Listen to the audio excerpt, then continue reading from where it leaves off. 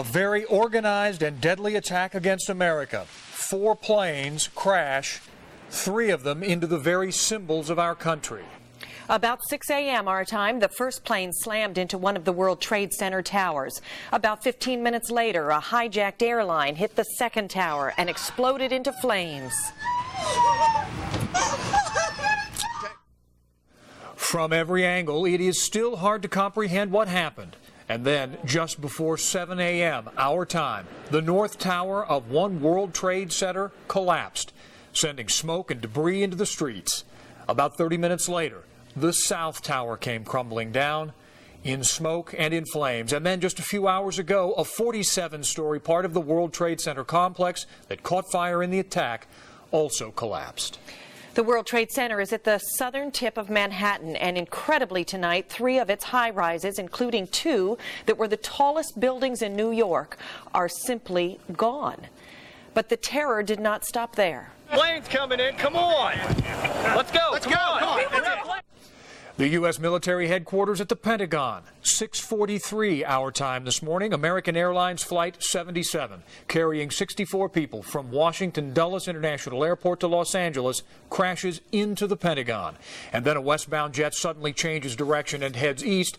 It crashed in a field about 80 miles southeast of Pittsburgh. There were 45 people on board. Good evening, everyone. 11 hours after the devastating attacks, here's the very latest that we know. President Bush will address the nation in about a half an hour. At 5:30 our time, you will see it here live. It may be weeks before we know how many were killed and injured. Those on the scene say the numbers will be, quote, horrendous.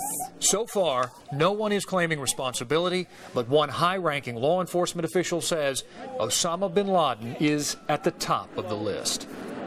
We continue monitoring CBS News, CNN, and all the sources we have pouring into the KIRO 7 newsroom tonight, tracking this story. We'll switch immediately if anything breaks, but first, live breaking news coverage of the shockwaves that hit here in western Washington. KIRO 7 Eyewitness News reporter Nicole Rodriguez live with the latest that she has learned at the shut down and very quiet SeaTac Airport. Our North Sound Bureau Chief Tricia Manning-Smith, just one of our team members, discovering the very latest security moves at our military bases, and reporter Kyle Moore, who broke the story of the barricades going up around the Space Needle earlier in our live coverage, is there with the latest. But first to Nicole at SeaTac. Well, the main terminal here remains open. It's a ghost town. Otherwise, you can see over here, take a look at the runway, one part of the runway here at SeaTac. It is like a ghost town. Planes are still at a standstill, and I just got off the phone with some airport officials who say this is how it's going to be until 9 o'clock tomorrow morning. We almost got off the ground this morning. James Byers says the pilot of the plane announced there had been a breach of security. Byers knew they weren't going anywhere. Well, my first 3-week vacation I've taken in like 9 years. Where were you going? To a family reunion back east, a 30-year. But once passengers found out what happened, a terrorist attack on the United States, they were horrified. This is scary. It really is scary. I don't feel safe. I don't feel safe on the job. This is sad. By 6:30 this morning, SeaTac Airport gets word, stop all air traffic coming in and going out. A massive security sweep ensues with bomb-sniffing dogs. We've asked all passengers to come out of the concourses and satellites so that we have them free of both passengers actually and employees. The search turned up nothing, but those areas remain locked down until air traffic resumes. Altogether, 114 passenger planes are grounded, as well as 19 cargo planes. A room at the airport has been set up for passengers who are stranded and need a good night's sleep for another long, nerve-wracking day of travel ahead of them. I'd rather not be in an airport, to be honest with you. So, big, tall buildings, airports, not for me. And again, the FAA says air traffic will resume tomorrow Pacific time at 9 o'clock. Now, airport officials here tell me that only ticketed passengers will be allowed through the checkpoints. That's to help with of course, the overflow of people that'll be coming through here to catch those flights, those delayed flights tomorrow. Reporting live at SeaTac Airport, Nicole Rodriguez, KIRO 7 Eyewitness News. All right, Nicole, thank you. And these are pictures from our live SeaTac camera of the almost ghostly, empty Airport. Looking at it right now, and we know that thousands of you are trying to figure out what this will do to the flights that you have scheduled in the days ahead. Our KIRO 7 Eyewitness News consumer reporter Bibi Emmerman is investigating that and see what she has learned a little bit later. It wasn't just SeaTac Airport. For a time, cars were banned from state ferries as security cracked down. KIRO 7 Eyewitness News reporter Allison Starling is live with the latest she's learned for ferry riders tonight. Steve, from 9 o'clock this morning until just after 2:30 this afternoon, for 6 hours, cars were not able to go onto the Washington State ferries. You can see here they are lined up now, and of course, they're getting onto the ferry as usual. Passengers only. Folks who were on foot and on bicycle were the only people allowed on. All of this was done as a safety precaution. People are jumpy and confused. You could see through from one end of the ferry to the other. Vehicle lanes empty. Nobody could really tell whether or not it was going to be just an East Coast or West Coast, and you know, anytime something like this happens, you really have to be safe. But finally, the ferries opened up to vehicles again, but not without state troopers standing guard. We're doing everything we can to make things as safe as possible. It's still scary because you just don't know what's going to happen. What's next? Tracy Fuller was among the first vehicle passengers let back on the ferry this afternoon. I just want to go home to my son. Troopers are not searching all vehicles, but they will do searches if they run into anything suspicious. I had to take whatever measurement to make sure that, you know, it's secure to go back and forth. Horror, I think, just sudden horror. I thought it was something someone could dream up because it was just beyond anything I would ever imagine. It was just horrific. So again, Washington State ferries are accepting vehicles again as of 2:30 this afternoon. All of this for the potential threat of something like a car bomb. Once state troopers and the Coast Guard and ferry officials deemed that everything was safe, they are now allowing vehicles back on board. Reporting live at Coleman Docks, Allison Starling, KIRO 7 Eyewitness News. The U.S. military went on high alert right after the attacks. Our crews are tracking the latest at our bases up and down the Sound. First to KIRO 7 Eyewitness News North Sound Bureau Chief Tricia Manning-Smith, and she's live at Whidbey Island Naval Air Station. Susan, we are live here where the flags have been at half staff all day. As you can see, we are kept far up above the base. We have an overlook here of it. We are at a location called the Chief Petty Officers Club. Take a look here behind me. The parking lot is vacant.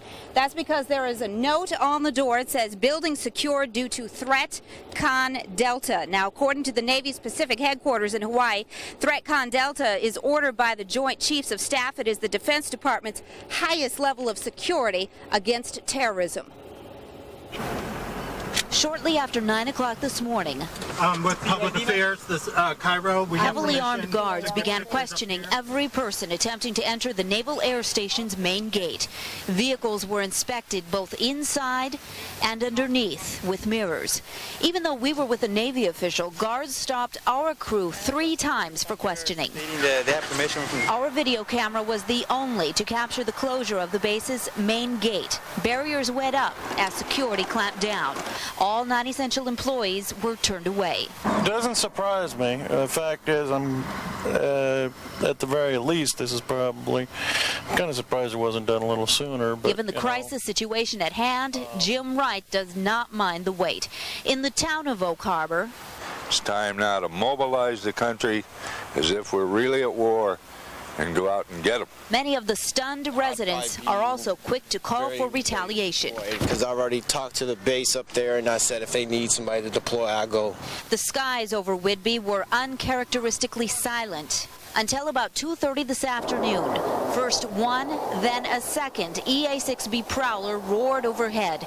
The electronic surveillance planes are often key to provide an umbrella of protection to U.S. fighter jets. At this time, it's unknown where these Prowlers are going or what their mission may be. And we're back here live on NAS Whidbey Island. You're looking at some barriers that were set up this afternoon. That was quite an unnerving moment for our crew. We were here, had been established all day, when some Navy personnel approached us and told us we had to immediately evacuate, which we did. We tore down all of our communication systems until we were clear once again to stay on this base. So certainly a heightened threat of security here on Whidbey Island. Reporting live, I'm North Sound Bureau Chief Tricia Manning-Smith, KIRO 7 Eyewitness News. Tricia, thanks very much. Next, the latest from south of Tacoma at McChord Air Force Base. Lots of activity there today. KIRO 7 Eyewitness News reporter Kevin McCarty tells us what he's discovered. Kevin? And Steve, it's from here that the Northwest is responding to the tragedy back east, sending crews that are going to help in the rescue and recovery both in New York and Washington, D.C. Let's show you what's going on the flight line here at McChord Air Force Base. You can possibly see the back end of that C-17 aircraft out there open. We are told, but not confirmed, possibly to take crews back east that will aid in this. From the Puget Sound Urban Search and Rescue Teams. Let's take a look at some pictures of that team as they arrived here at McChord Air Force Base. Buses loaded with firefighters and police officers, all trained in the recovery and rescue of collapsed buildings. These folks have gone to Oklahoma City. They have gone to Northridge following the earthquake in California. They went to Atlanta following the bombings there. They are specially trained for just this kind of work. And we spoke to Bob Rossi. He's with the Bellevue Fire Department. He's a paramedic getting ready to go to New York. It's a bit overwhelming. Yeah, we're, normal people too. We just happen to be specially trained to do things like this. It's difficult, but it's something that we've all prepared for. It's something that, which in the future, this deployment will make us better. And New York City is going through a very difficult time. We'll be there to help them out in the next coming days. Back live now at McChord Air Force Base, an eerie sight over this base in the late afternoon, something you will rarely see. There are no planes in the sky. Only 2 have taken off from this base all day, both of them electronic surveillance planes. Both of them have taken off very quickly with very little notice and headed out of here. One reservist came by, asked if we saw those planes, kind of smiled and said, "Where do you think those boys are going?" Reporting live near McChord Air Force Base, Kevin McCarty, KIRO 7 Eyewitness News. Kevin, thank you. Bangor Naval Base is also on Delta alert tonight, and that is the highest alert possible. 8 nuclear submarines are based there near Silverdale. Today, the main gates of the base are shut down and barricaded, and all traffic into and out of the base has been halted. Security is so tight, the military has now ordered a 25-mile radius no-fly zone over Bangor. All Navy installations in the Northwest have put heightened security measures into effect. 3 Navy ships stationed in Everett have been moved as a precautionary measure. The USS Rodney Davis, the USS Fife, and the USS Ford left Everett this morning. The Rodney Davis will be operating in Elliott Bay. Thousands are responding to this threat to our sense of security by gathering in prayer. KIRO 7 Eyewitness News reporter Ray Lane is live at Westlake Center, where people are coming together right now for a vigil. Ray? Steve, just by chance and by coincidence, if you will, this rally for nonviolence was already planned. The group here had the permit to come here today and do this even before what happened this morning. So what we have here is one group that was already established to talk about nonviolence and peace, and just by chance another group is setting up right now for the hundreds who are expected to come down here to Westlake Park and to pray for the victims, pray for the families of the victims, pray for this country in what is being called our second day of infamy. A lot of people saying they will never forget where they were on September 11th, 2001. So this could be a very large crowd who will be gathering out here this evening to talk about peace, talk about what has happened today, and hopefully nothing like this will ever happen again. Live in downtown Seattle, I'm Ray Lane. Ray, thank you. And most of the churches throughout the area are also open tonight for prayer vigils. One man on the streets of Seattle described the mood throughout the city today as somber. And our KIRO 7 Eyewitness News reporter Amy Clancy has spent the afternoon getting people's reaction to today's life-changing events. You know, Susan, everybody I talked with today knew what had happened, although most expressed concern and confusion over why. Early this morning, as the news was breaking, the sign on the marquee outside the Icon Grill changed so quickly, it's written in paper instead of the usual plastic. The first thing that came to mind was another day of infamy, and then God bless America. Owner Gary Detliff says even though here in Seattle we're thousands of miles away from the carnage, nearly everyone knows someone affected by the attacks. It really comes close to home. And especially for Al Petrelli, in town with his band Megadeth for a concert tonight. His wife, home in their Manhattan apartment, called early to tell him the horrific news. And she was pretty hysterical. I'm watching these 2 landmarks crumble to the ground, and then obviously, the subsequent attacks on the Pentagon. What do you say? Looked like a scene from Independence Day. You see the building crumble, people running down whatever street that is. It's horrible. That's my home. Both band members say to go on as if nothing happened would show a lack of respect for all those who died. Because we're going to go play a concert or whatever, and it seems it's pretty small in the scheme of things now, doesn't it? And as the news hit stands this afternoon, passers-by put coins in the machines, hoping to receive answers and understanding. A sick feeling, just suck. Terror, just a whole bag of emotions. It's a sad thing. Very sad. Very scary. And some of the most stunning, most insightful reaction I heard today was from area high school students, and you'll hear from them a little later. Reporting live at Westlake Center, Amy Clancy, KIRO 7 Eyewitness News. All right, Amy, it seems there are so many people with so many questions that we've set up a special KIRO 7 information line to help you. If you can grab a pencil, there it is, 206-443-2297, and we have people to help get you the information. Also, if you have information for us, use that line to call us. As you would expect at times like this, you're just not sure where the attacks are going to come next, if at all. And so, just to be safe, institutions across the country shut down today. The threat of terrorist attacks shut down even Seattle's most famous landmark. KIRO 7 Eyewitness News reporter Kyle Moore was the first to report at the Space Needle this morning, and he joins us now with the latest information. Kyle. Well, Steve, I have just learned from Seattle Center officials that tomorrow they will reopen the Space Needle, they'll reopen the Experience Music Project, and reopen the Pacific Science Center. In fact, all the major attractions. Now, let's show some of the unprecedented security measures that they used here. These are some of the cement blockades. In fact, they're so heavy, I can't even budge it. In fact, it takes a forklift to move these into place. They were in front of the Space Needle, in fact, in front of all the major entrances here at Seattle Center. If you take a look at the Space Needle, the elevators, which are normally going up and down, are not there. The whole building has been evacuated today as a precautionary measure. Now, taking a look at the Seattle Center, it's normally a bustling tourist attraction, but today it's been turned into a virtual desert. Just minutes before opening time, the blockades are moved in at Seattle's Space Needle. Employees were evacuated. Caution tape strung around the base of the structure, keeping everyone away. Extra security officers clearly visible. For the first time, the landmark, which opened in 1962, was shut down as a precaution. The closure caught tourists by surprise. Oh my God. No, we had heard nothing. Nothing about it. We could just go to the Space Needle because it's closed today. Yeah, because it's a beautiful day and it's beautiful weather today, and nobody's going to get to appreciate. Next door, an unprecedented closure of a majority of the attractions at the Seattle Center, including the EMP Museum. The normally bustling Fun Forest is just a ghost town. A marquee sign says it all. It was not due to any security concerns. We have not had any specific threats here or any of our attractions, specifically the Space Needle, have not been targeted by anything as far as we know. Earlier, employees searched the Seattle Center grounds for suspicious packages or devices. None were found. Inside the center house, sorrow swept over employees and tourists who hugged as the horrifying pictures glowed on a TV screen. Oh my God. It's just, it's awful. I mean, looking at that building, just melting. The monorail was one of the only things running at the center, but on board a uniformed Seattle police officer for security. Well, just kind of stunned, so shocked.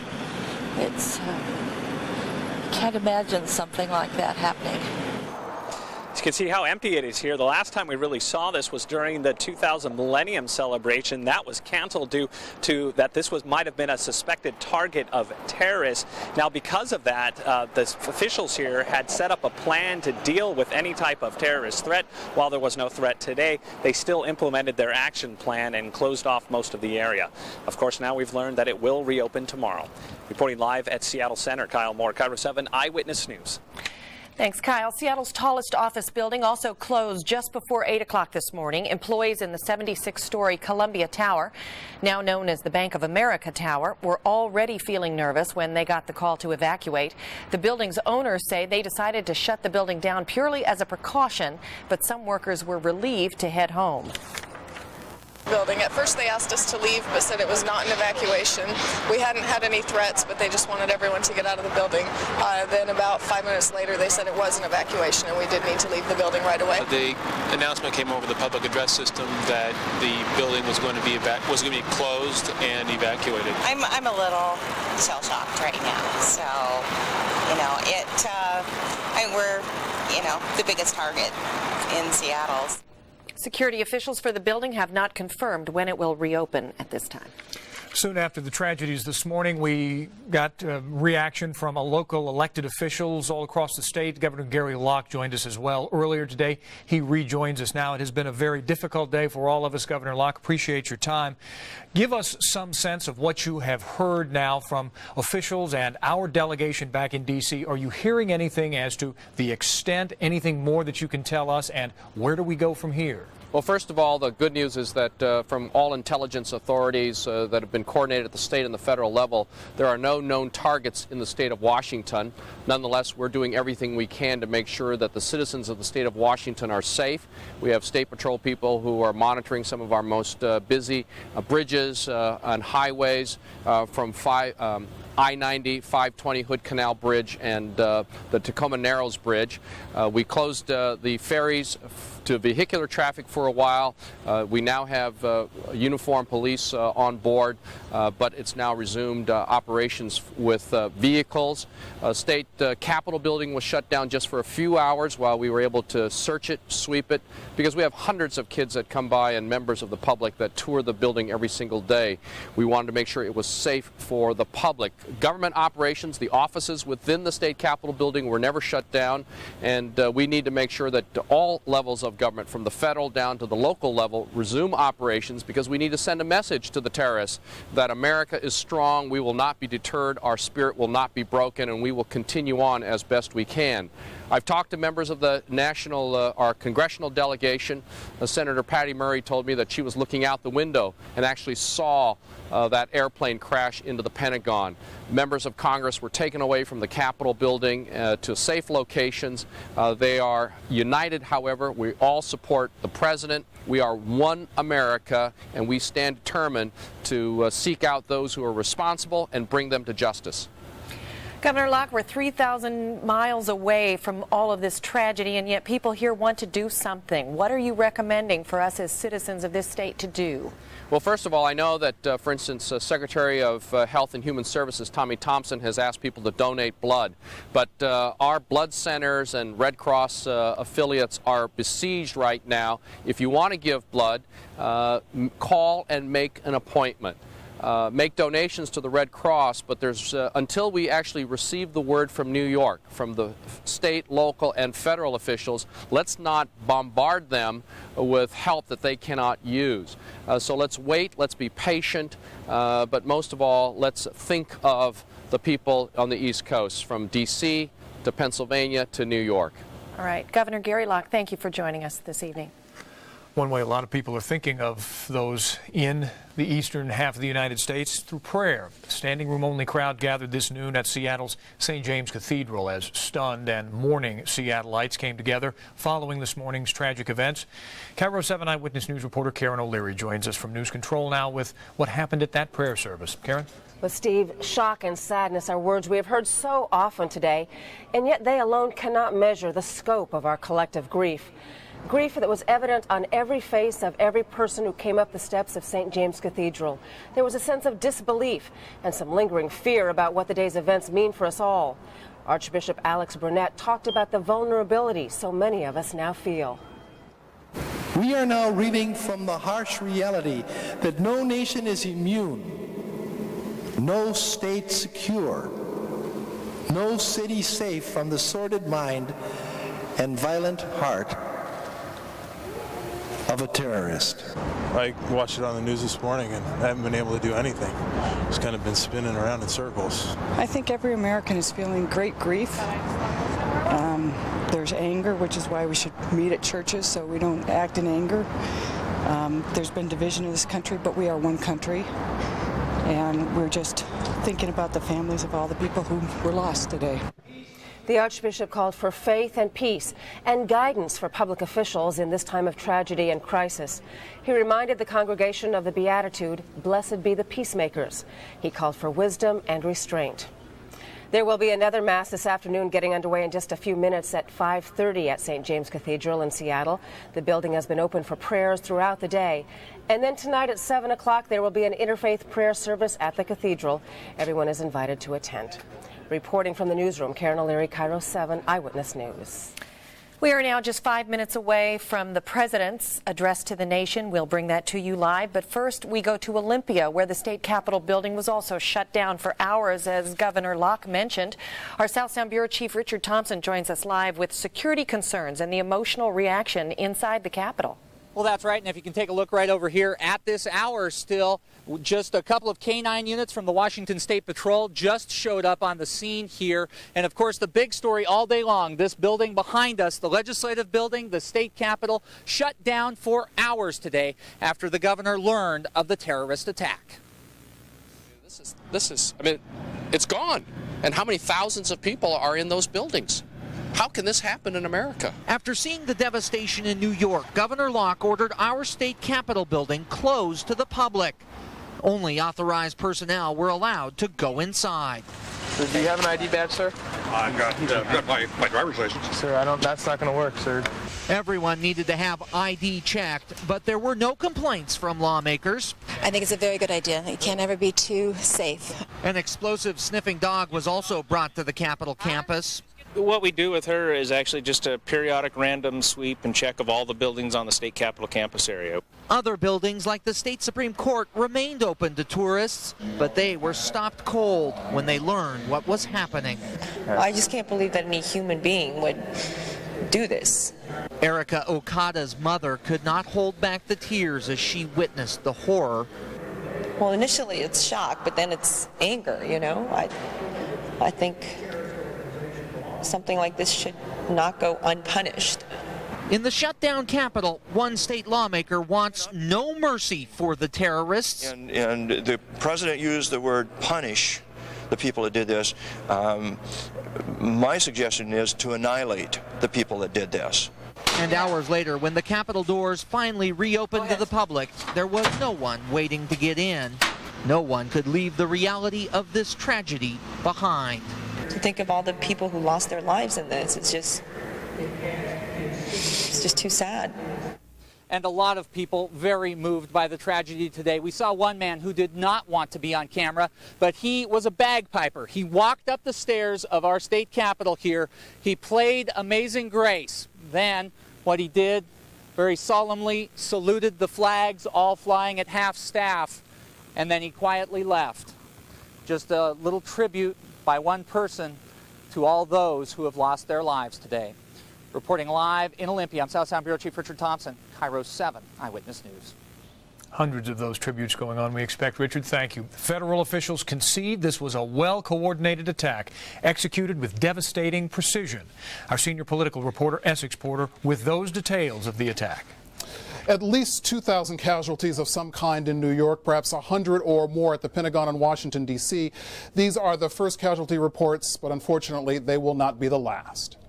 Standing 110 stories high, one of the twin World Trade Center towers had already been struck by a hijacked jetliner, was already on fire, when just a few minutes later, the second tower was struck by a second hijacked airliner. Cameras already in place to cover the first attack were now in position to capture the second. We heard a big bang, and then we saw smoke coming out, and everybody started running out, and we saw the plane on the other side of the building, and there was smoke everywhere, and people were jumping out the windows. Emergency crews rushed to the scene. Thousands of New Yorkers ran for safety. I basically got on all fours, and I just crawled to the door, hoping that I was crawling the right way. As many as 50,000 people work in the World Trade Center buildings, thousands more in other buildings nearby. No idea how many people and cops are dead. Many people hurt. What about the casualties? What have you seen? Uncountable.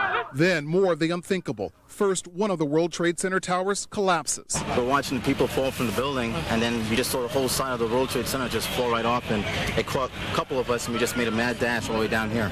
And then the second tower collapses as well. Top floors collapsed down. I saw it blow, and then ran like hell. Thank God I'm 69, but I can still run. President Bush was out of town, and security concerns kept him from returning to Washington, D.C. right away. Freedom itself was attacked this morning by a faceless coward, and freedom will be defended. President Bush speaking there from Barksdale Air Force Base in Louisiana, then going on to Strategic Air Command headquarters at Offutt Air Force Base near Omaha, Nebraska, before finally returning in Air Force One to Washington, D.C. tonight. Steve, Susan. Essex, thank you very much. And we are just about a minute, less than a minute now away, we expect, from President Bush to address the nation. It is one that is much expected, one that we await to see what new information he may have, what direction the United States goes in next. Of course, we've been following what information we can get about casualties. We know that there are about 2,500 people wounded and in area hospitals in New York and surrounding vicinity. We also have heard from some of the people with the fire department and the police department that they expect that maybe as many as 200 firefighters, even 200 police officers were killed when those buildings came down in New York. 100 people estimated dead in the Pentagon, perhaps. But beyond that, we have no idea what is the number, the death toll from the people who were working inside these buildings on a busy day. As our Kevin McCarty has said, emergency personnel from our state have been scrambled. They are heading east on military transport planes. They will arrive back in the New York City area to help with the search for, if luckily, pray God, there might be some survivors in the rubble. But as you have seen some of the pictures, the devastation in lower Manhattan, where these two twin towers, 110 stories each of glass and steel, simply collapsed into a heap, and another 47-story tower next to them, also part of the World Trade Center complex. The pictures frightening, the sound even more so.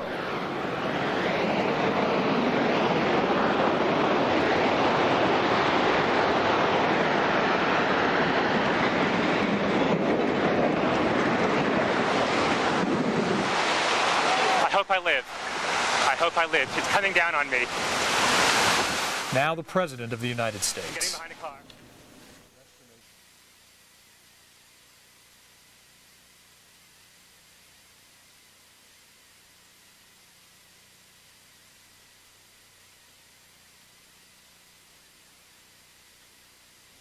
The President waiting for his cue to begin to speak. We are watching him. He is in the Oval Office. You can see a man that is, without question, concerned, Good likely evening. tired, the President. Today, our fellow citizens, our way of life, our very freedom came under attack in a series of deliberate and deadly terrorist acts. The victims were in airplanes or in their offices. Secretaries, businessmen and women, military and federal workers, moms and dads, friends and neighbors. Thousands of lives were suddenly ended by evil, despicable acts of terror. The pictures of airplanes flying into buildings, fires burning, huge structures collapsing, have filled us with disbelief, terrible sadness, and a quiet, unyielding anger. These acts of mass murder were intended to frighten our nation into chaos and retreat. But they have failed. Our country is strong. A great people has been moved to defend a great nation. Terrorist attacks can shake the foundations of our biggest buildings, but they cannot touch the foundation of America. These acts shattered steel, but they cannot dent the steel of American resolve. America was targeted for attack because we're the brightest beacon for freedom and opportunity in the world, and no one will keep that light from shining. Today our nation saw evil, the very worst of human nature, and we responded with the best of America, with the daring of our rescue workers, with the caring for strangers and neighbors who came to give blood and help in any way they could. Immediately following the first attack, I implemented our government's emergency response plans. Our military is powerful and it's prepared. Our emergency teams are working in New York City and Washington, D.C. to help with local rescue efforts. Our first priority is to get help to those who have been injured, and to take every precaution to protect our citizens at home and around the world from further attacks. The functions of our government continue without interruption. Federal agencies in Washington which had to be evacuated today are reopening for essential personnel tonight and will be open for business tomorrow. Our financial institutions remain strong, and the American economy will be open for business as well. The search is underway for those who are behind these evil acts. I've directed the full resources of our intelligence and law enforcement communities to find those responsible and to bring them to justice. We will make no distinction between the terrorists who committed these acts and those who harbored them. I appreciate so very much the members of Congress who have joined me in strongly condemning these attacks. And on behalf of the American people, I thank the many world leaders who have called to offer their condolences and assistance. America and our friends and allies join with all those who want peace and security in the world, and we stand together to win the war against terrorism. Tonight I ask for your prayers for all those who grieve, for the children whose worlds have been shattered, for all whose sense of safety and security has been threatened. And I pray they will be comforted by a power greater than any of us, spoken through the ages in Psalm 23. Even though I walk through the valley of the shadow of death, I fear no evil, for you are with me. This is a day when all Americans from every walk of life unite in our resolve for justice and peace. America has stood down enemies before, and we will do so this time. None of us will ever forget this day, yet we go forward to defend freedom and all that is good and just in our world. Thank you. Good night, and God bless America. Live from the Oval Office in the White House. Perhaps ominously, among the things the President said was, and this is not a direct quote, but it's on the money, we will not differentiate between those who committed these acts today and those who harbored them. The President vowed that no act of terror will darken America's beacon of freedom. We go now to CBS News Chief White House Correspondent John Roberts. John. Dan, important words for the President to say that we will not differentiate between the terrorists who committed this act and those who harbor them.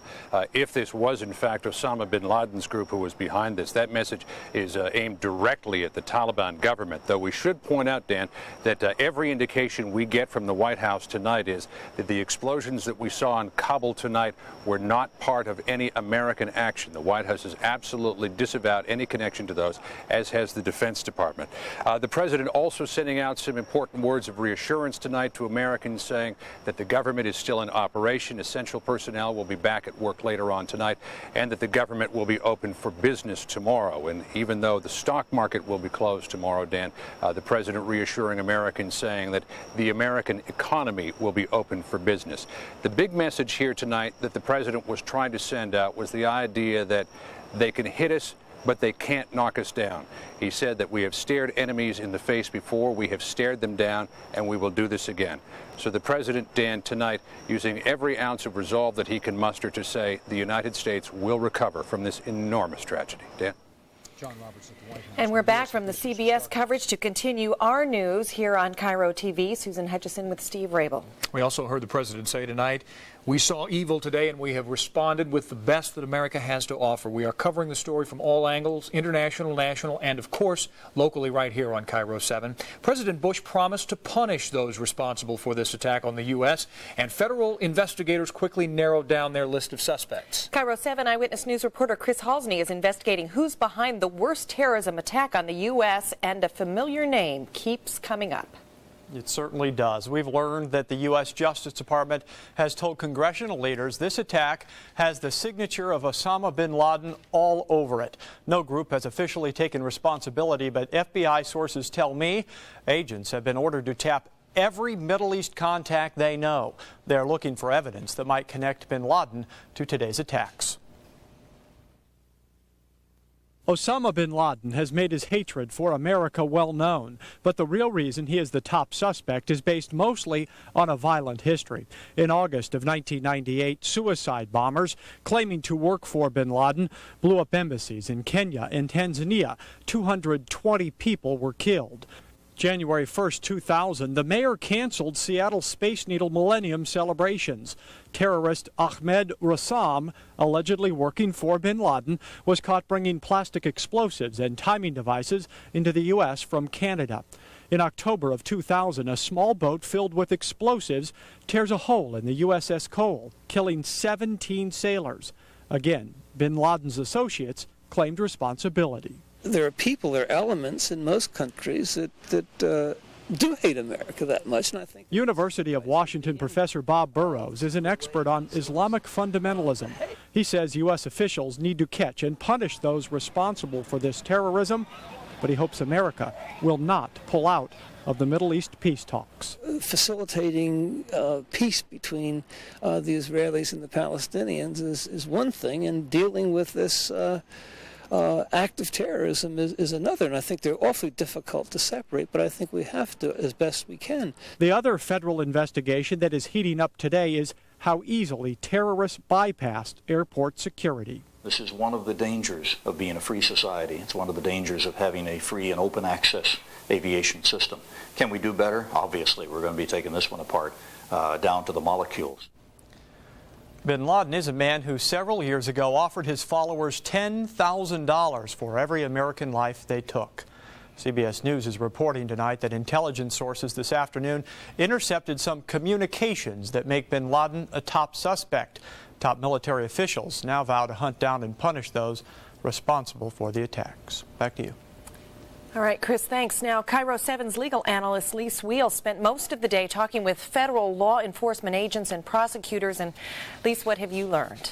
Well, Susan, I learned that the FBI and other agencies are composing crisis response teams to go to Washington, D.C. and New York as needed. They're all on extra shifts for precautionary measures. Now, the one message that I keep hearing, though, all day is they are saying they have no indication that Seattle is a target. But, of course, as one agent told me, we didn't have any indication that the World Trade Center was going to be a target as well in this kind of attack. Right. Now, did law enforcement agents talk to you about their plans to prevent this kind of attack in the future? Oh, Susan, they did. They all said that the nature of terrorism has changed forever today, and therefore the way to combat terrorism has got to change. But as one agent was very candid with me, he said, you know, we can't put a sharpshooter on every tall building in the United States. And others said to me, they certainly wouldn't want to be put in the shoes of having to decide whether or not to take down a domestic flight. You heard Chris's report just now pinpointing Osama bin Laden. Is that the person behind, according to your law enforcement agents? Is that the person behind all of this? Well, Susan, they are very, very reluctant to go publicly about this because remember, after the Oklahoma City bombing, they came out and said they thought it was international terrorism. That is, FBI and other sources said it was international terrorism. Of course, they were wrong on that. So publicly, they're very concerned about going ahead and saying that. Privately, they tell me, though, yes, they believe that Osama bin Laden is definitely involved and the mastermind behind this. All right, Lise Wheel, thank you. Perhaps what is most frightening about all this, it wasn't a suitcase bomb, it wasn't bioterrorism. The terrorist weapon of choice today, hijacked airliners, planes full of passengers who had no choice but to ride to their deaths. Our in-depth coverage continues now with KIRO 7 Eyewitness News aviation reporter Rick Price, who is in news control. Rick? Well, Steve, in a 1994 novel, author Tom Clancy predicted that someone would use an airliner as the ultimate terrorist weapon. Today, that fiction became horrifying fact 4 times over. That's United Airlines Flight 175, a Boeing 767 with 65 people on board, crashing into the second tower of the World Trade Center in New York.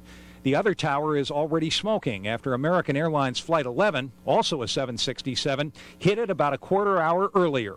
The pilot of that plane was Captain John Oganowski, whose brother mourned him today. I ask all of you for your prayers for, as I refer to him, as Brother John.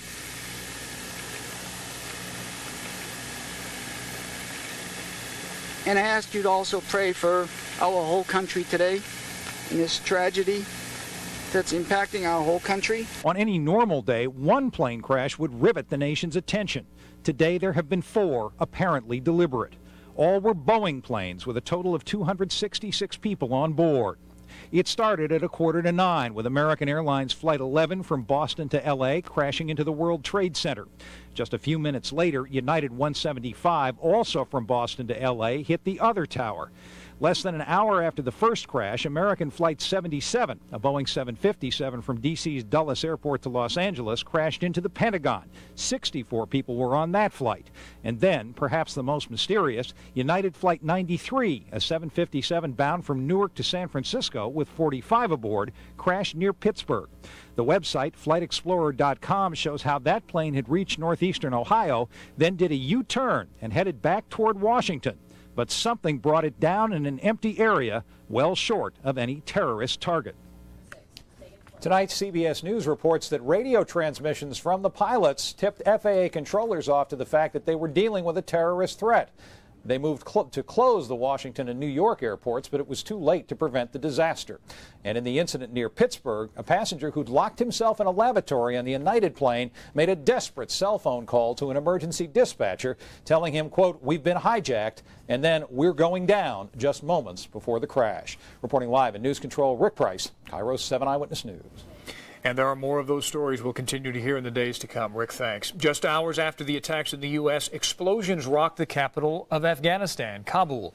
The explosions and resulting fire could be seen from miles away. The first speculation was that the U.S. had begun a retaliatory raid against Afghanistan, where Taliban leaders are harboring known terrorist leader Osama bin Laden. But tonight, high-ranking military sources say the U.S. is not involved in the raid and that it is more likely the actions of an anti-Taliban rebel group in Afghanistan. The effects of these attacks are reaching all aspects of American life, as KIRO 7 Eyewitness News reporter Amy Clancy has learned today. While most of us are glued to TVs or radio, students have been sitting in classrooms all day. And for most of them, this will be the most difficult lesson they've ever had to learn. While the flag has been lowered outside Newport High School in Bellevue, apprehension has been rising inside as Rob Proofer's social studies class discusses the brutal lessons of today. What are you noticing in yourself? How is this hitting you? How are you reacting to it? For many of the students, the response is anger and fear. I just turned 18 and I'm eligible for the draft.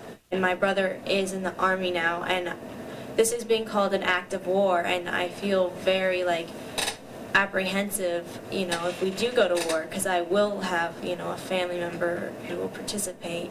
Everyone acknowledges there are many more questions than answers. I want to know what's actually going on. I was wondering how this could have happened. And the sense of nationwide vulnerability is new and incredibly unsettling. Regular people like me, they went to work like I went to school today, thinking that, another day, same old routine. Bam, not the same old day, not the same old routine. Is this going to change you? Yeah, it has already. We want to believe that human nature wouldn't lead to anything like this ever happening, but the truth is that it does, and it's hard to grasp. Grasping a reason why, even harder. Are they jealous of what we have? Are they jealous of the fact that Americans are hardworking and we go to work and we built an economy, and that in the last 500 years we've come further than any other nation or country has in history? Is that what they're jealous of? And is it our fault? Should we have to pay the price? Should our citizens die because of that? That makes me sick to my stomach. Amy Clancy's report. Today's terrifying events have shaken us all, but how can we help our children handle the devastating events that are unfolding? KIRO 7 Eyewitness News health reporter Mickey Flowers has talked to the experts. Mickey? Steve, experts say today's terrorist attacks are sure to have lasting emotional scars on our children, but there are things parents can do to help ease their fears. The scenes of incredible devastation and lives being lost in a terrifying instant are hard to explain to a child. Barbara Kelly tried to make sense of it when her 8-year-old daughter asked questions. She and I watched a little bit of the news and saw the plane hit the World Trade Center. The question that I remember her asking was if we were going to go to war. Experts say parents won't have all the answers, so they need to comfort and reassure their children, and most of all, listen.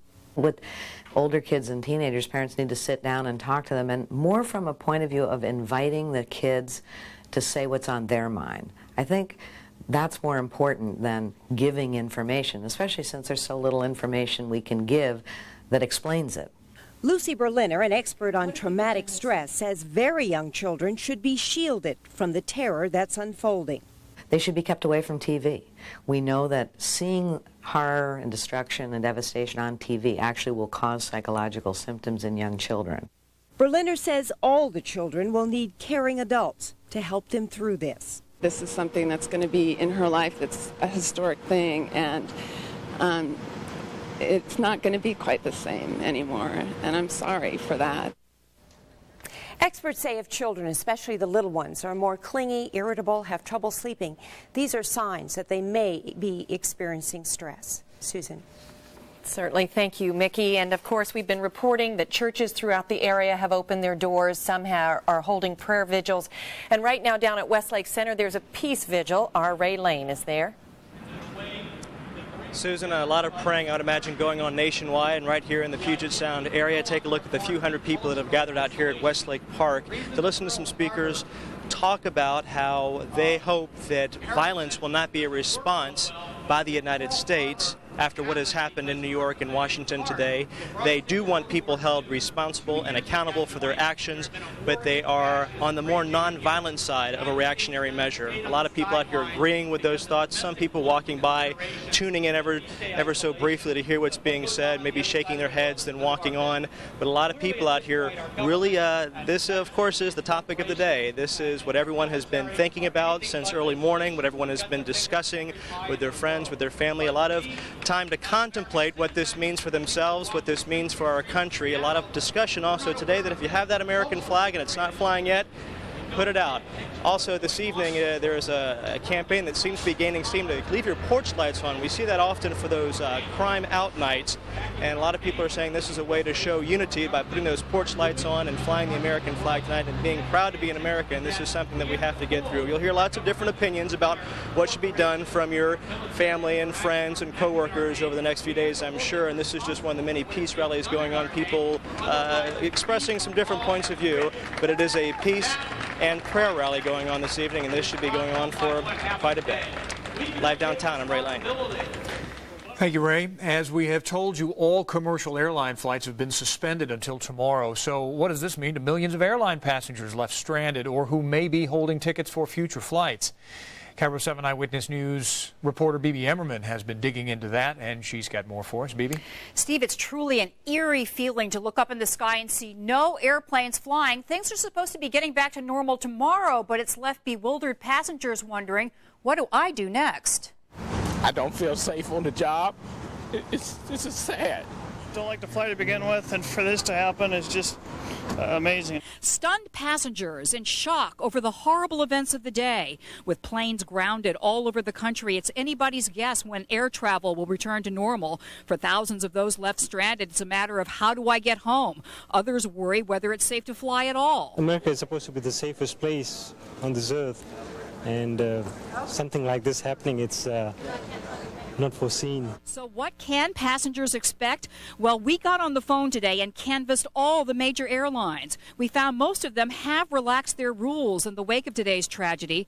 American, for example, says it will reaccommodate customers on American, TWA, and Eagle flights without penalty. Alaska is also waiving change and refund fees until September the 15th, and Northwest will waive fees until this Friday, September the 14th. Experts say even when normal flights do resume, air traffic will be anything but normal. Airplanes are simply not where they're supposed to be, and they'll have to be moved before regular schedules can begin again. In the meantime, experts say passengers should remain in close touch with their carriers. Now, in addition, there's a very good chance the heightened security measures we saw today will remain in effect in some form, which means long lines and long delays at the check-in counter. Susan, back to you. Okay, Bibi, and don't forget our webpage there at KIROTV.com for more information. We can link you to all kinds of things you need to know. Now, of course, President Bush spoke to the nation just about 20 minutes ago or so, and Brian Wood is recapping his speech for us now. Yes, he said so much, but he spoke for such a short time, just 4 minutes. I timed it. Speaking from the Oval Office, he said, the images we watched today, the planes, the fires, the explosions, the buildings collapse, in his words, filled us with a disbelief, a terrible sadness, and a quiet, unyielding anger. America was targeted for attack because we're the brightest beacon for freedom and opportunity in the world, and no one will keep that light from shining. Today our nation saw evil, the very worst of human nature, and we responded with the best of America. Mr. Bush said he is devoting the full resources of the federal government to finding those responsible and bringing them to justice. And in what could well be a comment, a threat, if you will, targeted at Afghanistan, long believed to be holding and helping terrorist Osama bin Laden, Mr. Bush says the U.S. government, in his words, will make no distinction between the terrorists and the people who harbor them. These acts of mass murder were intended to frighten our nation into chaos and retreat. But they have failed. Our country is strong. A great people has been moved to defend a great nation. Terrorist attacks can shake the foundations of our biggest buildings, but they cannot touch the foundation of America. These acts shatter steel, but they cannot dent the steel of American resolve. Now, Mr. Bush says the federal buildings, the other installations that were closed today, will begin going back to work tonight with skeleton crews and be back in full business tomorrow, as will, he says, the U.S. economy. He closed tonight's session by asking for a prayer. Susan, Steve. Brian, lots of prayers in the days and weeks to come. Thank you. Amtrak trains ground to a halt after the terrorist attack in New York. The Empire Builder from Chicago was held up for a couple of hours in Everett. So was the Coast Starlighter leaving Seattle for Los Angeles. Burlington Northern wanted to inspect the tracks to make sure they were safe and had not been tampered with. And that precaution was just fine with many of the passengers we talked with. I am very pleased that they're doing all this amount of security and didn't just say, oh yeah, it's good, well, we'll let you go. I just can't get over the history that we're all living through and in our own country. I mean, it's to me like a slap in the face to all Americans. As we said, those trains were delayed, but rail passenger service was not suspended here in the Northwest. Now, area blood banks were quickly overwhelmed around this area with volunteers anxious to do something, anything they could to help. We talked to several among the hundreds who lined up inside and outside Seattle's Puget Sound Blood Center. From a New York native to college sorority members, they all echoed the national call to help made by Health and Human Services Secretary Tommy Thompson. Well, when I woke up this morning, my friend told me what happened, and obviously a big state of disbelief. And I'm from New York, so I felt all the more compelled to come out here and help in any way that I can. And we were watching, all the events on TV. And, well, me personally, they said that people were rushing in New York to give blood, and I was like, I really wanted to do that. And then I heard the call out in Seattle, and a girl paged over our house, was like, anyone want to go? And we all raced down the stairs and headed out. We need Americans to continue to answer that call.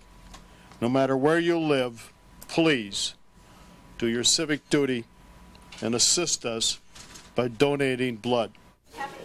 But you heard the governor, of course, a short time ago say make an appointment because right now they are reporting a 4-hour wait to donate. The blood bank plans to stay open at least until 8 o'clock tonight and then first thing in the morning.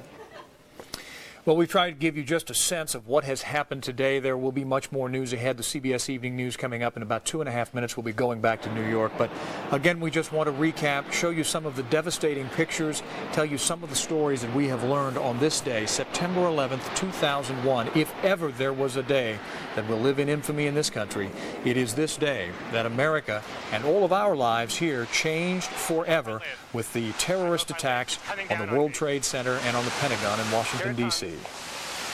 The comparison using the phrase, a day that will live in infamy, of course, is Pearl Harbor of December 7th.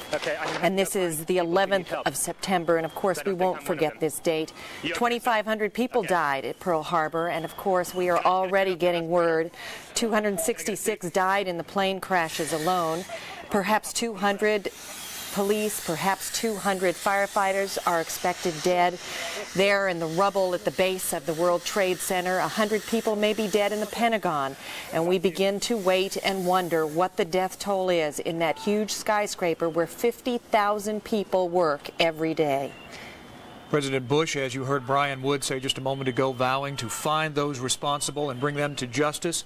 Very likely, military personnel, men and women from our state, will be called to action in the days and weeks or months to come. There will be retribution paid. The president has said, his staff people have said, members of his cabinet, congressional members who gathered on the steps of the Capitol tonight, banding together, saying we will all be behind our president and bring those who are responsible to justice. But before all of that, this: how do you find those who died? Are there survivors? What is the next step as the sun comes up over New York City tomorrow? What will we find in the rubble that was the symbol of Western finances? And as the investigation continues, of course, they'll be looking for the black boxes from all of those airliners, which will reveal a great deal about what actually happened on board those planes. At this point, we can only speculate that it was a suicide hijacking, that the hijackers were actually pilots who knew how to fly Boeing planes. All 4 planes were Boeing planes.